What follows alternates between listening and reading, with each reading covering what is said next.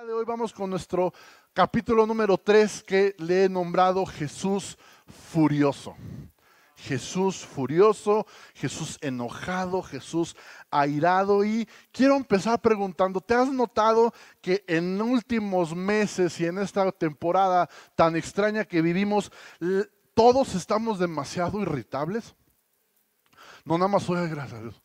No nada más soy yo tenía que decir, no, pastor, usted está loco, no. Creo que sí andamos en un mood así como es jarritos de Tlaquepaque, dicen, ¿verdad? Que nada más nos tocan y ya y explotamos y andamos, todo lo tomamos personal. O sea, ves un posteo en Facebook que alguien ahí se desmadrugó y puso ahí cualquier tontera y lo tomamos personal. Ay, es que puso en Facebook, ni quien nos pele. Pero ahí andamos nosotros clavándonos en broncas, ¿verdad? Y los que manejamos andamos más tensos y le metemos más pata y si se nos cierran, pues no, o sea, andamos bien estresados y bien irritables. Y como te decía, redes sociales, ahorita que hay esta polarización con el gobierno, unos a favor, unos en contra, y luego el gobierno va a tomar ciertas decisiones medio raras y ves el odio de la gente en redes sociales. O sea, ves cómo unos le tiran al gobierno y otros salen a defenderlos y se arman unas que yo de verdad a veces nomás pongo palomitas para ponerme a ver las peleas en redes sociales de la gente, ¿verdad? Que si la fiesta del otro día y que si la distancia y sabes, cada uno cree que tiene razón. O sea, pelean con una pasión y defienden sus argumentos porque ellos creen que están en lo correcto y están justamente enojados desde su perspectiva. ¿Cómo es posible que el gobierno haga eso? ¿Cómo es posible que tú critiques al gobierno? ¿Y cómo es posible que, o sea, un relajo? Y esto ha llegado a un extremo de que si no eres políticamente correcto en todo lo que te expresas, y la riegas, dices algo, esto especialmente la gente que tiene cierta fama, cierto foco, y te ha tocado ver, seguramente a los chavos están más conscientes de esto, que cierta celebridad, cierto influencer, cierto youtuber, dice alguna cosa fuera de lugar, la regó, se le chispoteó, y está de moda esta cultura de la cancelación. ¿Quién ubica lo que es la cultura de la cancelación? Demuestra tu edad aquí. Solo los más chavos y uno que otro grande. La cultura de la cancelación ahorita te la voy a explicar, pero básicamente es alguien la riega en decir algo, lo linchan socialmente, se lo acaban. La persona que se le ocurrió decir eso se queda sin chamba, pierde su familia. O sea, es un linchamiento. O sea, algunos hasta se han suicidado, ¿sabes? Hubo por ahí un integrante de una banda, creo que de Botita de Jerez hace algunos años, con ese rollo del Me Too, de que acosaban. Y una chava le levantó un falso a este músico, porque él lo manejó que era falso. Y fue tanta la presión de la gente que él no lo supo manejar y se quitó la vida. O sea, es una cosa muy fuerte. Ahorita nos reímos de la cancelación, pero es algo muy fuerte. Ahora, antes de continuar, quiero meter aquí uno de esos anuncios, advertencias que hay luego en las películas de los comentarios expresados aquí son responsabilidad nomás del que sí, un tipo de advertencia de, mira, es muy probable que justo como estamos hablando, me vas a tomar personales 2, 3 cosas. Yo sé que 2, 3 de ustedes se van a enojar conmigo, sí. Y precisamente para ti es este mensaje. Para esos que se van a enojar de lo que voy a decir, especialmente tú necesitas escuchar esto. Quiero advertir yo, y lo he dicho muchas veces, yo no soy partidario del gobierno en turno. No me encanta lo que hacen, simplemente entiendo que mi posición como hijo de Dios es orar por ellos, bendecirlos, respaldarlos en la medida que puedo, aunque muchas cosas no me gusten.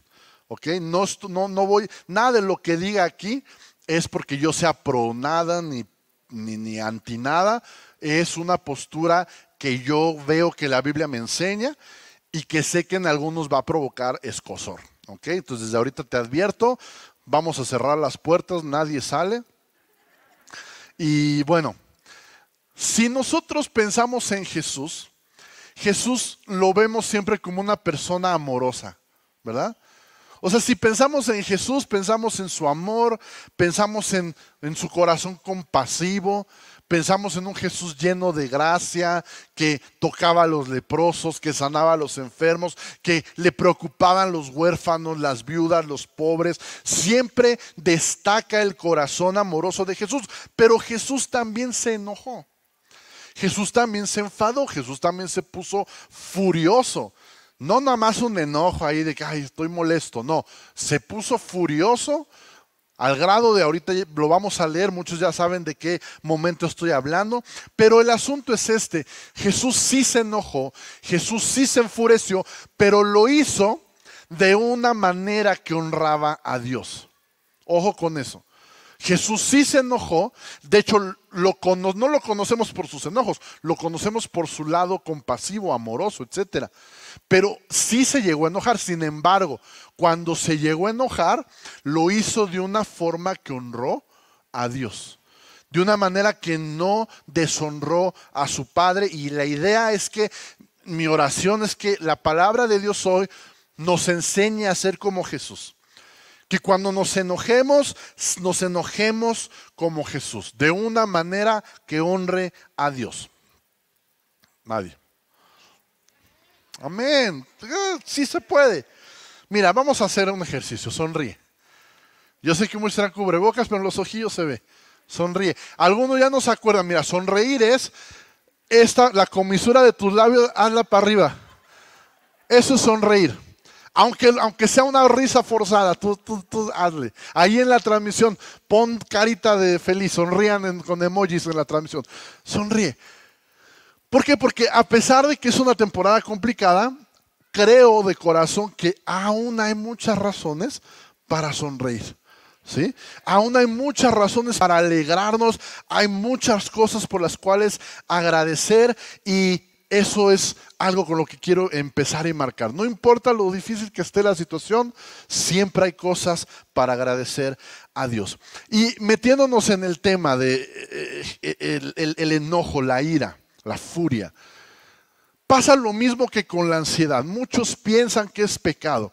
Muchos se preguntan si enojarse es pecado, si Dios se enoja conmigo por yo enojarme. Y lo mismo que la semana pasada, enojarse no es pecado.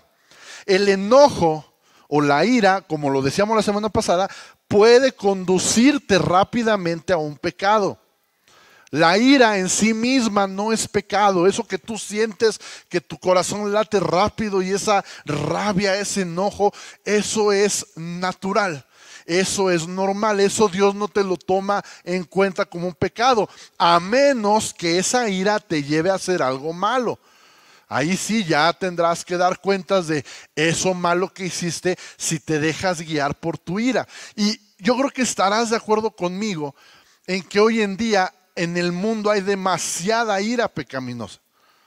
O sea, no hay de esta ira como vemos a Jesús, una ira santa, una ira justa. Vemos ira pecaminosa. Vemos ira que lleva a gente a perder el control. Vemos gente golpeándose en los camiones, en las calles, ¿verdad? Todo mundo en redes irritado, diciéndose de cosas. Ira pecaminosa. Y mira lo que dice Efesios 4, versículo 26, por si te quedaban dudas de que el enojo es pecado. Dice, además, no pequen al dejar que el enojo los controle. O sea, hay una línea en la cual el enojo está bien y traspasa una línea en la cual el enojo te controla y entonces sí terminas pecando. O sea, no peques al dejar que el enojo te controle.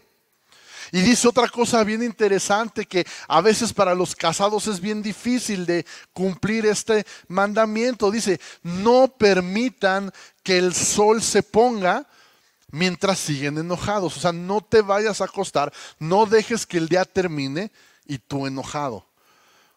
¿Cuántas veces la verdad nos hemos ido a dormir bien entripados y hasta el otro día y nos levantamos todavía muy dignos, ¿verdad? No, el consejo de la Biblia es no peques. Enójate, pero no peques y no dejes. O sea, no es una sugerencia, bueno, si quieres, arréglalo antes de ir a dormir. No, no, no, está dándote una indicación.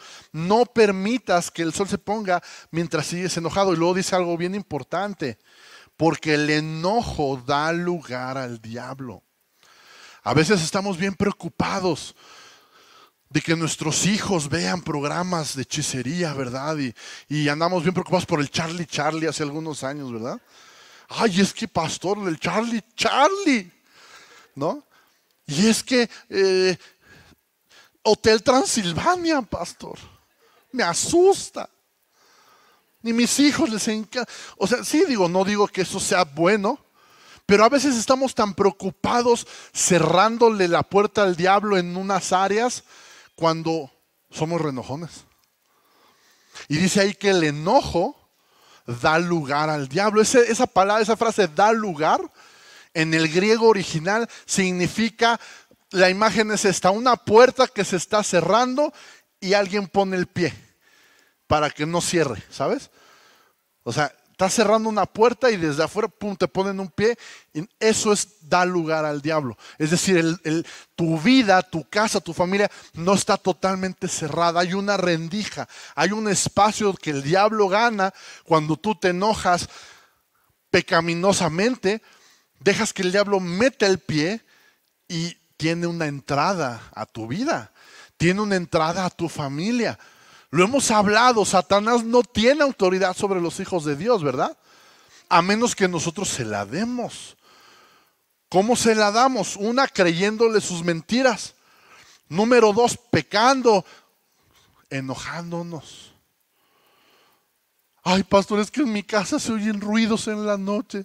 Venga a orar por mí porque le jalan al baño, pastor. No lo minimizo, sé que son cosas que pasan. Pero ¿de qué sirve si yo voy a orar a tu casa, a expulsar al espíritu que le jala al baño en el nombre de Jesús? Porque no sé cómo se llama ese demonio. ¿De qué sirve que vayamos y unjamos tu casa y nos pongamos cascabeles y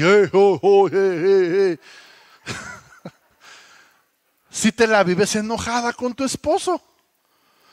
Si te la vives enojado con tus hijos, gritándoles, faltándoles al respeto, dejando que tu enojo te controle. ¿De qué sirve que oremos por ti y te ministremos si el gobierno hace algo equivocado y tu ira y tu enojo y tu frustración lo dejas, lo vomitas en tus redes sociales? ¿De qué sirve todo lo demás? ¿Alguien me sigue? ¿Todavía me quieren? Entonces la ira en sí misma no es pecado, pero sí te puede encaminar al pecado. Al dejar que el enojo te controle, pones en juego tu buen testimonio como hijo de Dios. ¿Cuántas veces nos ha contado Daniel, mi hermano, en privado? Ya lo voy a quemar, ¿verdad? De esos momentos en que estás manejando y una vez nos contó uno que, pero ese es bueno, ese es buen testimonio, por eso lo cuento, que estaba él manejando y estaban en un cruce de caminos de esos complicados que nadie quiere dejar pasar a nadie, donde hay 4 sentidos que se cruzan, y había una policía, dice él. Entonces que su instinto humano fue mandar a todos a la goma y cruzarse y no dejar pasar a nadie, como buen mexicano, ¿verdad? Pero pues que algo ahí Dios le hizo sentir, mira, cálmate, y dijo que ya, pasen todos, yo me espero al final. Y que ya que se destrabó el nudo de carros que había, la policía se acerca y dice, gracias, pastor. Dice, nada más sentí frío. Porque luego así pasa, perdemos el testimonio por no dejar pasar un carro, por no querernos formar en una fila, etcétera. Y eso es porque dejamos que el enojo nos controle. Perdemos el juicio y la habilidad de distinguir lo que es realmente importante. Y esa es la razón por la que luego muchos matrimonios no salen adelante, porque el enojo los controla. ¿Sabes? El matrimonio, yo se los he dicho y lo digo siempre que caso a una pareja. El matrimonio es morir a tu egoísmo al 100%. El matrimonio es tomar tu cruz y vivir para la otra persona. Si no estás dispuesto a eso, tu matrimonio no va a caminar, no va a jalar. Pero cuando los dos están dispuestos a morir a ellos mismos en pro del otro, entonces es un matrimonio que camina. Pero si tú vives controlado por tu enojo, pues ¿qué vas a andar muriendo por el otro?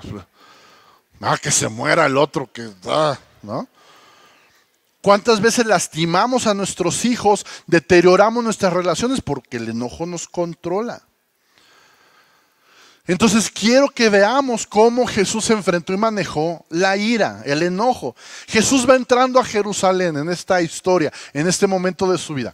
Jesús va entrando a Jerusalén unos días, poquito antes de la fiesta de la Pascua, ¿sí?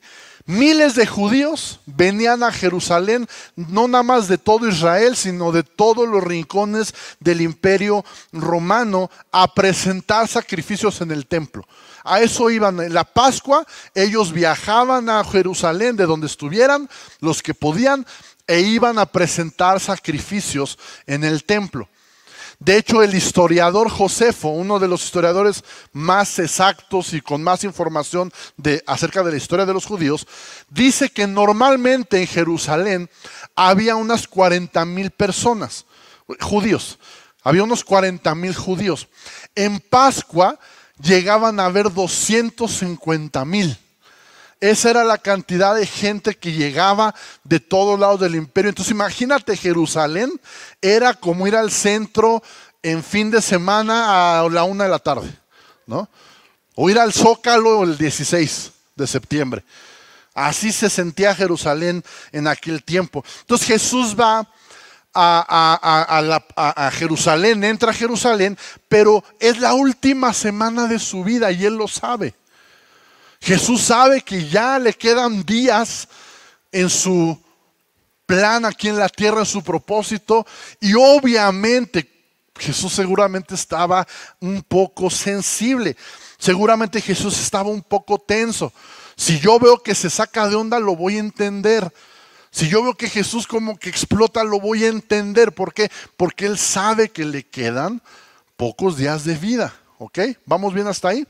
Entonces, Jesús camina al templo, entra al templo y lo que ve en el templo rompe su corazón. ¿Qué es lo que Jesús ve en el templo? Jesús ve codicia, Jesús ve hipocresía, Jesús ve abuso de los más necesitados. Jesús ve un mal uso de la casa de su padre y entonces Jesús experimenta esta ira. Jesús se pone furioso, pero quiero enfatizar que no es una ira pecaminosa, no es una ira injusta. Ahora, Jesús hace algo fuera de lo común, porque ya dijimos hace rato, si pensamos en Jesús, lo primero que pensamos no es este episodio, ¿verdad? Si yo te digo, a ver, ¿qué es lo primero que viene a tu mente cuando piensas en Jesús? Cuando volteó las mesas, pastor. Cuando se enojó en el templo, pastor. No, ¿verdad? Recordamos cuando los niños se acercaban a Él, cuando sanó a tal persona, cuando resucitó a Lázaro, cuando alimentó a los 5,000. Nadie diría, no, yo me acuerdo, pastor, de cuando Jesús... no, porque no es parte de su carácter, no es algo común en Él. Es una actitud extraordinaria que vemos en Jesús. Y fuera de lo común, en esta ira santa, yo le llamo, voltea las mesas de los cambistas. En Mateo 21, versículo 12, dice: Jesús entró en el templo y comenzó a echar a todos los que compraban y vendían animales para el sacrificio. Volcó las mesas de los cambistas y las sillas de los que vendían palomas y les dijo: las escrituras declaran, mi templo será llamado casa de oración, pero ustedes lo han convertido en una cueva de ladrones. Y luego aquí Mateo inserta un versículo que yo me suena raro. O sea, vienes leyendo, Jesús enojado voltea las mesas, les da un sermón, les da un discurso de mi casa será llamada casa de oración, ustedes la han hecho cueva de ladrones. Y yo esperaba que siguiera contando cómo Jesús expresaba su ira, pero de repente dice: los ciegos y los cojos se acercaron a Jesús en el templo y Él los sanó. Entonces como, a ver, se cruzaba la antena aquí, ¿no? Como que son dos historias queriendo encajar en una. Esa última frase no conecta. Pero bueno, Jesús voltea las mesas. Te soy honesto, quisiera que no lo hubiera hecho. Quisiera que no lo hubiera hecho. Y ahorita te voy a explicar por qué. Pero vemos a Jesús en esta, yo le llamo ira santa, de todos saber por qué sí. Bueno, ¿por qué me saca de uno un poco el que Jesús haya volteado las mesas? ¿Sabes por qué? Muchos aquí voltean demasiadas mesas. ¿Sí? Y no me gusta que Jesús nos dejó un ejemplo haciendo eso. ¿Ven? Pero ahorita, aguántame, tú tenme paciencia. Insisto, esto que Jesús hizo es un comportamiento inusual. Sí se enojó, pero él no era conocido por sus arranques de ira. O sea, yo no veo a Mateo escribiendo, y Jesús volteó la mesa, y sí, ya era la cuarta mesa en esa semana que volteaba, porque Jesús se ponía mal. No, o sea, era algo sumamente extraordinario. Jesús es conocido por su amor, no por su ira, ¿verdad? Y el asunto es esto, yo no quiero inspirarte a que vayas a casa y a voltear el comedor porque el pastor dijo que Jesús lo hizo. Ahí está, sígueme criticando cómo manejo. No, quiero inspirarte a que no te enojes de una manera que te haga perder tu buen testimonio. A que no te enojes de una manera que dañe tus relaciones ni que deshonre a Dios. Que cuando te enojes no peques. Y vamos a ver 3 cosas muy rápidamente que podemos aprender de Jesús para enojarnos de una manera que honre a Dios. Número 1. Fíjate que Jesús no se está enojando por algo que le dijeron a él o le hicieron a él. Jesús está enojado por aquellos que están siendo maltratados. ¿Alguien está acá? Jesús no se está enojando porque le dijeron, porque le hicieron, porque lo vieron o no lo vieron, o porque lo saludaron o porque no lo saludaron. Jesús está enojado por aquellos que están siendo maltratados. Yo te pregunto, ¿alguna vez Jesús fue traicionado? ¿Alguna vez Jesús fue maltratado? ¿Alguna vez Jesús fue odiado por otros? ¿Fue criticado por otros? ¿Alguna vez gente estuvo en desacuerdo con Jesús? La respuesta es sí, claro que sí. Empezando por los fariseos que nomás andaban viendo a ver en qué se equivocaba para criticarlo, o nomás andaban viendo cómo rebatir lo que él decía. Era perseguido injustamente, sin embargo, nunca se enojó por eso. Te reto a que leas los evangelios y me encuentres un momento en que Jesús se enojó porque le dijeron algo. A que encuentres un pasaje donde Jesús se enojó porque decían que era hijo de lechero. A que Jesús se haya enojado porque lo criticaban a él, porque no le creían que era el Hijo de Dios. No lo vas a encontrar. Jesús nunca se enojó por lo que otros postearon en Facebook. Jesús nunca se enojó porque otros lo criticaran, porque no lo etiquetaron en la foto de la fiesta. Jesús se enojaba porque otros sufrían. Hagamos una pequeña auditoría de enojo. ¿Qué es lo que a ti te está haciendo enojar? ¿Qué cosas son las que te están irritando? Ok, ¿es natural sentirnos heridos cuando otros nos critican? Claro que sí. ¿Es natural sentirnos lastimados cuando alguien hace algo en nuestra contra? Es natural. Pero tú y yo estamos llamados a vivir una vida sobrenatural. Es decir, cuando la respuesta natural es la venganza y es enojarnos y es, sí, dijiste eso de mí.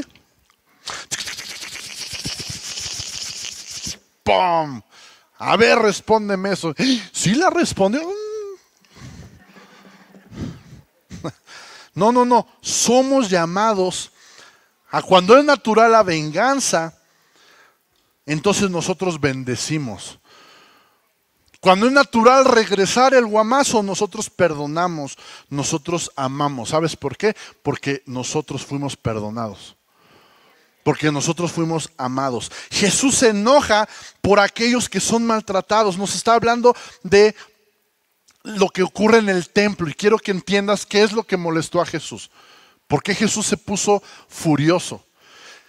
Y es que en esta temporada especial de Pascua, donde estos 250,000 personas iban a Jerusalén a presentar sacrificios, pues venían de muchos lados del imperio. Y había estos hombres que se llamaban cambistas. ¿Qué es lo que hacían? Lo que hacen hoy las casas de cambio. Tú llegas con tus dólares y los cambias por pesos colombianos. Si vas a viajar al extranjero, tienes en el aeropuerto, tienes que comprar dólares, porque es la divisa que se ocupa en todo el mundo. Entonces tú cambias tus pesitos por tus dólares, pero en ese intercambio siempre pierdes. Yo no sé si alguien lo ha hecho, pero tú llevas tus 1,000 pesitos y los cambias por dólares, pero no compras el equivalente a 1,000 pesos, te lo venden más caro. Y eso es normal, eso es un negocio que se considera normal. Hay una pequeña tasa de intercambio que siempre pierdes. Y es frustrante porque tú en el aeropuerto de México compras dólares, viajas, no sé, a Colombia y allá tienes que cambiar tus dólares por pesos colombianos y también le vuelves a perder. Y luego de regreso es igual. Los pesos colombianos que te sobran, los cambias por dólares, le pierdes, llegas a México, los vuelves a cambiar por pesos mexicanos y le pierdes. O sea, siempre la casa gana, ¿no? Eso es lo que hacían los cambistas. De alguna manera era normal. ¿Cuál era el problema? Que se mandaban con las tasas de cambio. No eran tasas de cambio justas. ¿Alguna vez has ido al cine, a un concierto, a algún estadio y has comprado, no sé, un refresco? ¿Cuánto te cuesta un refresco en la tiendita de Doña Chona? X, ¿no? 10 pesos, 15 pesos, 20 pesos. ¿Cuánto te cuesta un refresquito de lata en un cine? 50 varos, 60, o sea, me explico, o sea, inflan los precios. Es injusto. Bueno, dices, ay, nadie los obliga. Ok. Pero acá estamos hablando de gente que tenía que ir según su tradición, según su religión, tenían que ir al templo a adorar. Y no solo eso, esa parte molestó a Jesús, pero vio una peor. Nos habla de los que vendían las palomas. La ley de Moisés exigía que para ir al templo tenías que llevar 2 palomas como una ofrenda. Lo mismo, esas palomas, investigué, afuera, esas palomas, ¿dónde lo dejé? Aquí está, te costarían unos 8 pesos en aquel tiempo. 2 palomas te costarían 8 pesos. En el templo las andaban vendiendo, aunque no lo creas, hasta en 1,200 pesos. ¿Y cuál era el truco? Pues fácil, las compro afuera y las meto. No te dejaban. Esto me recuerda una vez que yo me indigné mucho. Casi volteó las mesas. Hace unos años fui a ver a mi banda favorita de toda la vida, Delirious, una banda cristiana. Vinieron al Auditorio Nacional de México. Yo no lo creía porque esa gira en la que vinieron era su gira de despedida. Yo creí que me iba a morir sin verlos en vivo. Y gracias a Dios decidieron venir a México y yo fui feliz. Entonces, dijeron que al final del concierto iban a firmar discos. Entonces yo pues dije, tengo toda la colección, me la llevo para que me la firmen toda. Entonces ahí voy yo bien feliz, disfrutamos el concierto. Al final vamos, mi hermano y yo nos formamos en la fila y van checando los organizadores y ven nuestros discos y dicen, no, pero estos no son los de aquí. ¿Cómo que no son los de aquí? No, solo van a firmar los que se venden aquí adentro. Le digo, oye, a ver, personaje. Porque ya habíamos visto la mesa de la mercancía y era mercancía hecha en México. Yo tenía el que compré, que mandé traer desde Gran Bretaña. Era la versión original, el arte original, era la edición que ellos tenían. No su porquería impresa ahí en... Oye, pero si yo traigo la versión original. No, son políticas del evento. No, Jesús se quedó corto, hermanos. O sea, lo que te estoy contando es esa injusticia. Si yo puedo comprarlo afuera y que me lo firmen. No, tienen que ser palomas certificadas de aquí adentro, que te cuestan 1,200 pesos. Jesús ve eso, se enfurece, se enloquece de alguna manera. ¿Por qué? Porque obviamente los pobres no podían participar. Una persona que vivía el día, como eran la gran mayoría de judíos, quedaban excluidos de la Pascua por estos ladrones. Entonces Jesús ve eso y se enoja y entonces comienza a voltear las mesas. Jesús no voltea las mesas por lo que le están haciendo a él. Jesús voltea las mesas por lo que están haciendo con los más débiles, con los más desamparados. ¿Cuál fue la última vez que te enojaste por una injusticia en contra de otros? ¿Cuándo fue la última vez que volteaste una mesa, pero no por algo que te estaban haciendo a ti, sino porque viste una injusticia? Porque viste que estaban maltratando a alguien. ¿Ves qué diferente nos enojamos nosotros que Jesús? Número 2, Jesús volteó mesas, no lastimó personas. Jesús no ofendió ni maldijo a nadie. Jesús obviamente no golpeó a otra persona. Y sabes, alguna vez escuché a un pastor, y esto me da calma respecto a que no me gusta ver a Jesús volteando mesas. Pero un pastor una vez dijo esto, que al Jesús voltear la mesa, o sea, piensa eso, la mesa estaba llena de columnitas de monedas.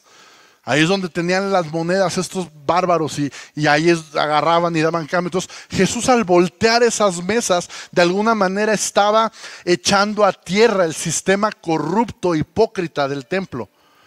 Fue un simbolismo de decir, esta estructura que sostiene este robo y este abuso va para el suelo. ¿Sí me explico? O sea, Jesús no está haciendo un berrinche. Jesús nos está diciendo, ya se terminó. ¿Por qué? Porque Jesús sabe que en unos días va a estar entregando su vida por esa gente. Entonces Jesús está declarando, esto se acabó. ¿Te acuerdas que Jesús dijo, voy a derribar el templo y en 3 días, haciendo referencia a qué?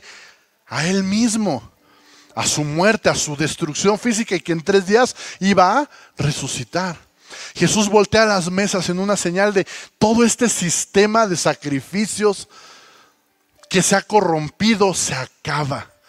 Ya no va a perdurar, porque ahora el perdón de sus pecados ya no va a depender de 2 palomas que tengas que comprar aquí. Ahora el perdón de pecados va a depender de mi sangre, de mi sacrificio. Entonces, a la goma con estas mesas, a la goma con este sistema. Se acabó, ya no más corrupción en mi casa, ya no más abuso, ya no más dejar fuera a los que no pueden por su situación económica, por su enfermedad, a los leprosos, a los desvalidos. Y yo sé que algunos están escuchando esto y dicen, amén, eso, a voltear mesas, amén. No, cuidado. Pastor, yo siento muy fuerte mi ira, mis emociones. El hecho de que sientas algo real y fuerte no quiere decir que sea correcto. Lo vimos la semana pasada. Sí, esa emoción, ese enojo es real, pero es muy fácil. Cuando sentimos algo tan fuerte, es fácil que lo confundamos con que tenemos la razón. Y no siempre, aunque sientas fuerte, tienes la razón. Puedes estar fuertemente equivocado. Puedes estar fuertemente equivocada. No significa que puedas ir y voltear mesas. Te voy a poner un ejemplo que se batalla mucho hoy en día. Un pastor decide abrir la iglesia para reuniones presenciales. Y hay todo un grupo de gente, no dudo que eso incluso pase entre nosotros, pero hay un grupo de gente que ha arriesgado. Eso es necio, peligrosísimo. Están exponiendo a la gente y se enojan. Y algunos hasta podrán, gracias a Dios, creo que no es nuestro caso, pero sí lo he visto en otras iglesias. Critican al pastor, ¿cómo se le ocurre abrir ahorita? Enojados justamente según ellos. Ellos creen que tienen la razón. Pero hay otro grupo que piensa lo contrario. ¿Cómo cierran la iglesia justo ahorita? Cuando más se necesita. Qué faltos de fe. Ya los controló el gobierno, de seguro ya les pusieron el chip. ¿Cómo incitan a la gente a vacunarse? Y también se enojan. Y también lo publican y también creen que están en lo correcto. Estos dos grupos, ambos están justamente enojados y ambos creen tener la razón. El problema, mis hermanos, y que no nos pase, es que en su esfuerzo por tener razón se han olvidado de amar. Los que creen que está mal abrir, en su esfuerzo por tener la razón en contra de los que creen que no hay que cerrar, dejan de amarse entre ellos y se empiezan a golpear, se empiezan a criticar, se empiezan a tirar indirectas. Tengamos cuidado, iglesia, de que en nuestro enojo no justifiquemos nuestra falta de amor hacia los demás. ¿Sabes? Yo lo entiendo, soy papá. Hay muchos papás enojados por este grupo de personas homosexuales, gays, travestis y todo ese rollo. Hay familias cristianas enojadas por lo que ellos quieren hacer y están proponiendo. Y lo entiendo, de alguna manera lo entiendo.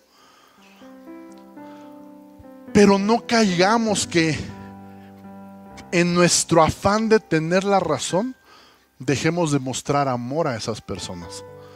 ¿Me estás siguiendo? Y no solo en ese sentido, insisto, con el gobierno. Yo sé, el gobierno a veces ahorita, y más ahorita, está tomando a veces decisiones que no lo entiendo. Yo te lo digo, yo no lo entiendo. Y creo que deberían hacerlo de otra manera y creo tener la razón. Pero tener la razón no me debe de nublar, de dejar de amarlos, de dejar de orar por ellos, de dejar de no tomar mis redes y los oídos que Dios me ha dado para estar envenenándolos en contra de ellos. Porque como hijo de Dios no es mi papel. En cualquier diferencia que tengamos, aún aquí en la iglesia, todo el tiempo hay diferencias, todo el tiempo nos podemos enojar con otro. Ay, es que pastor, yo tengo la razón.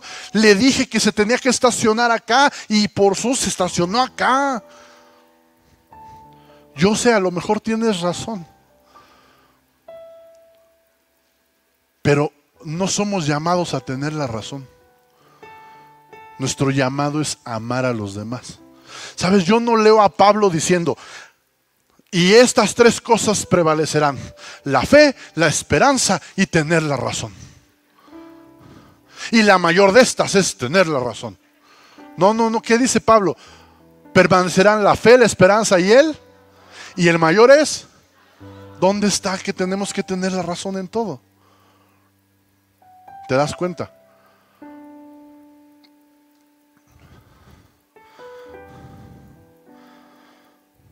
Y número 3. No solo vemos esto ya, el punto número 1, que Jesús no se enoja por lo que, no se toma las cosas personales, se enoja por lo que otros están sufriendo. Jesús no solo voltea mesas, no daña a las personas. Y no solo eso, sino que Jesús, cuando está enojado, cuando está furioso, ama y sana a los que están sufriendo. A ver, ¿quiénes no podían entrar al templo a adorar? Los pobres, los marginados, los enfermos, los ciegos, los lisiados. ¿Y qué hace Jesús cuando se enoja? Atiende a estas personas. El enojo de Jesús va acompañado de amor y gracia. Y te reto otra vez, busca en los evangelios. Todas las veces que Jesús se enojó, terminó sanando a alguien, liberando a alguien, restaurando a alguien. Siempre. No hay una sola vez que Jesús haya enojado y que solo volteó las mesas o solo les dijo sus cosas a los religiosos. No, siempre terminó sanando, liberando, restaurando. ¿Qué haces tú cuando te molesta algo? ¿Solo volteas mesas? ¿O haces algo para cambiar eso que te molesta? Ok, te molesta el gobierno. Ok, te molesta AMLO. ¿Solo volteas mesas en redes sociales? ¿O haces algo que realmente pueda cambiar las cosas? ¿Ya te enojaste? Vamos a hacer el ejercicio del principio. Sonríe. Sonríe. Y termino con esto. Imagínate que esto ocurriera hoy. Que esto de los cambistas ocurriera hoy y que saliera en cadena nacional, saliera en la primera plana de todos los periódicos. Cambistas expuestos.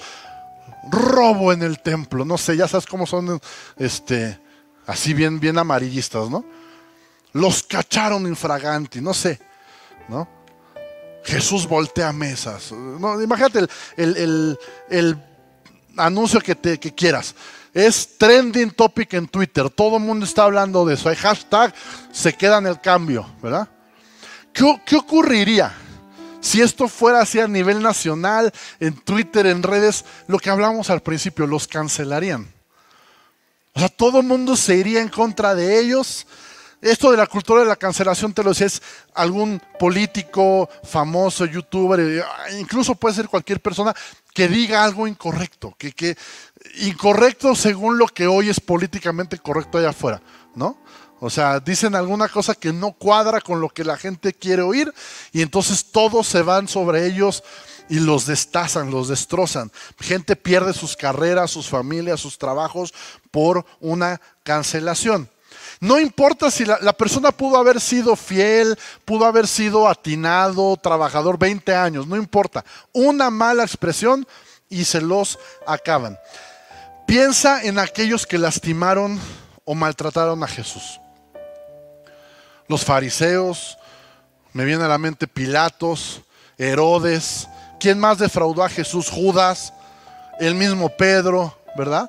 ¿Y qué hizo Jesús con ellos? ¿Los canceló? Jesús hizo una campaña de miren lo que dijo. Miren, Pedro dijo que y me iba a seguir hasta la muerte. 2 gallitos y ya me andaban negando. Vamos a cancelarlo. Pedro se rajó. Hashtag Pedro se rajó. ¿Ah? Vamos a hacerlo viral.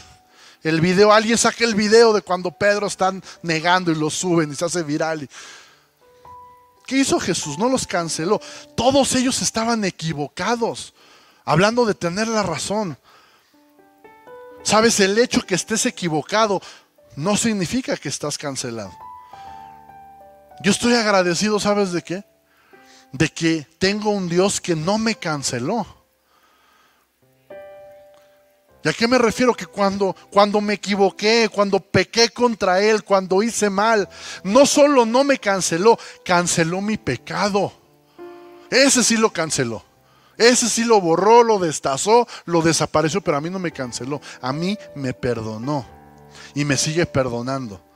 Colosenses 2, versículo 13 dice, entonces Dios les dio vida con Cristo al perdonar todos nuestros pecados. Él canceló el acta con los cargos que había contra nosotros y la eliminó clavándola en la cruz. De esa manera desarmó a los gobernantes y a las autoridades espirituales, los avergonzó públicamente con su victoria sobre ellos en la cruz. Dios canceló mis pecados, pero no me cancela a mí. Entonces, ¿cómo vamos a enfrentar el enojo, iglesia? No te lo tomes personal. Voltea mesas, pero no dañes a las personas y haz algo al respecto de lo que te molesta. Cuando nos enojemos, no pequemos. No nos vayamos a dormir enojados. Tenemos opiniones tan diferentes, ¿sabes? Luchamos por cosas distintas. Tenemos puntos de vista diferentes, pero en un mundo tan dividido, en un México tan dividido, necesitamos una iglesia unida. No podemos nosotros estar en el mismo juego de andarnos cancelando y andarnos. Tenemos que estar unidos. Tenemos que darle cohesión a este mundo. ¿Sabes? Y termino con esto. Enojémonos contra el enemigo, que es el que se roba la alegría, que es el que mata la esperanza y es el que destruye vidas. Con ese sí hay que enojarnos. A ese sí no nada más le voltees la mesa, a ese sí ponle unos sopapos de su tamaño. A ese sí. Pero trabajemos en la misión de dar a conocer a Jesús. Seamos conocidos por lo que amamos y no por nuestros enojos. Así como Jesús. No, es que los cristianos, no, de todos se quejan. Que si el aborto, que si los homosexuales, de todos se quejan. ¿O no? El mundo nos conoce por lo que estamos en contra, pero no nos conocen por el amor que mostramos. Tenemos que cambiar eso. Voltemos las mesas de injusticia y amemos a los demás. Cada que algo nos enoje, luchemos para cambiarlo. Amén. Cierra tus ojos conmigo y terminemos con una oración. Dios, gracias porque nos retas.